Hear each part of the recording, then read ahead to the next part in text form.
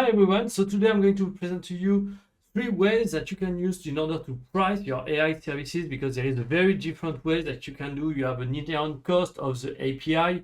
When you are calling the API, every time you're calling the API, you have a cost associated with that. So how can you mitigate that cost? How can you price accordingly? And so there is those 3 ways you can do it, and I'm going to, at the end, show you my way, which is kind of a mix of everything. So the first one is the commission. That's pretty much as simple as it is, but there is some issue with that. Commission. So the idea of commission is, for instance, for every request that you do with OpenAI, Claude, or whatever, you have let's say 1 cent of cost. The commission will be, okay, pretty much every time the user uses it, I make him pay for the use of the service, and I take a commission out of it. Let's say if your cost is 0.1, you maybe make your customer pay 0.2, and for every request, for every use of the API, you're gaining 0.1. And honestly, that's really depend on how much you want to price, but you can go as high as you want here. The commission is really up to you, but that's pretty much you are paying your customer on demand based on the actual use of your services. So that's kind of the first thing about it. The issue that we have with that is it's kind of completely decorrelated to the value you're actually providing, because maybe there is part of your app or service that are not necessarily that valuable, but you're making them pay the same price as maybe other features, other services that are using the same way the API, but are much higher, much more valuable. So that's kind of the issue we can have here, which leads us actually to the second one, which can try to actually mitigate that issue. But for the first one, you can actually change that by changing the commission based on value. That's also something possible that require a little bit of adjustment, but that's pretty much what you want. Then this is what we call the credit based.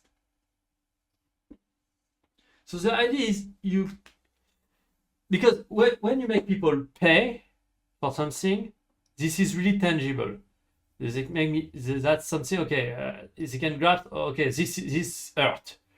Where when you are using credit, for instance, they pay just one time, because there is also the issue with that one is you have a lot of transactions going on. Every time a request is done, being one transaction. And so that can add up, because if you're using some transaction provider that take fees out of all of those transactions, that can really add up a lot. The idea of credits is you make them pay one time, for instance, $100, and they have access to, let's say, 1,000 credits. And then when they are using your services, you can say, okay, when you're using that, this is how much credit you are using. When you are doing that, this is how much credit you are using. So you can also mitigate the idea of value, not necessarily having the same amount of credit spent at different part of the app. You can manage that depending on the value you're actually provided, and you're avoiding the issue of having a ton of transactions that allow you to have that. That's great, but so every time the people run out of credit, they need to buy. That's why there is the third option, which is subscription.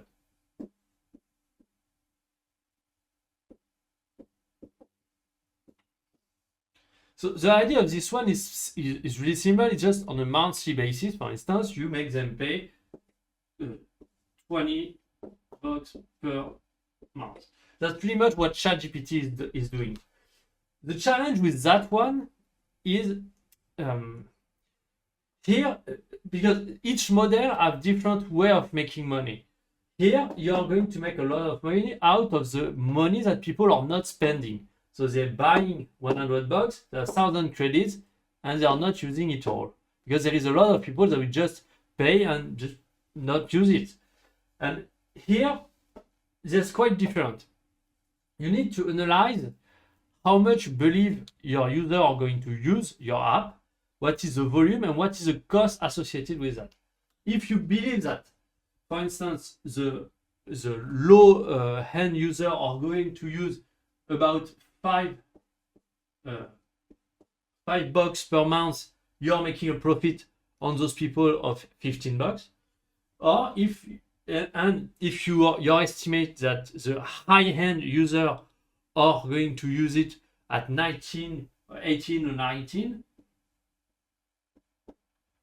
you're not going to make that much money from them. But on average, you are making like $10-12 overall on the overall customer base that you have.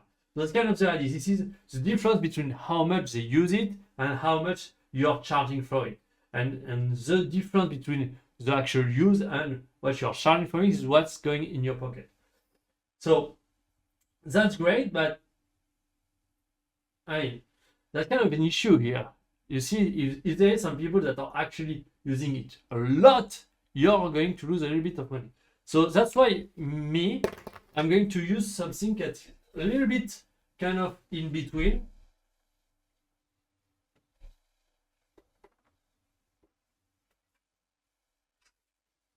Which is kind of more transparent than the initial aspect. So the idea is simple. I charge a monthly subscription initially. So let's say $20 per month. But I'm very clear, and that's also what that may be interesting for some people and for some that maybe not. But you're going to say exactly what amount of credits you have available for that month. For instance, if by having this subscription, you have 500 credits. So that's great. And what happens when you are actually reaching that limit over the month? You're not going to, you need a way for people to just keep going, to keep using your service. And so what you can do is you can do a la carte. I'm not sure, I believe that's also an English term, a la carte. But what it means say is giving people the option to have one-time payment, one-time buying of more credits. So you have the recurring 500 credits per month, but then they can buy 100, 200, or even 1,000. And so every time they run out of credits here, you can they are then pass through that. So if they have 1,000 credits left, every month when they have the new 500, they first use the 500 and then they start using those. So that's kind of the way I like it, because that kind of mitigate a lot of risk. That's also more transparent about the use of the services. I don't know. I like it.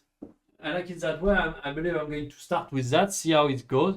But I mean, that's going to depend also on the customer you're serving. That depends a lot on your business model. But there is, I believe, a way for you to find in one of the other, either in the three solutions that I show you, or doing kind of a hybrid approach like this. I believe there is something you can find that will suit you. So thank you for watching, and I'll see you next time.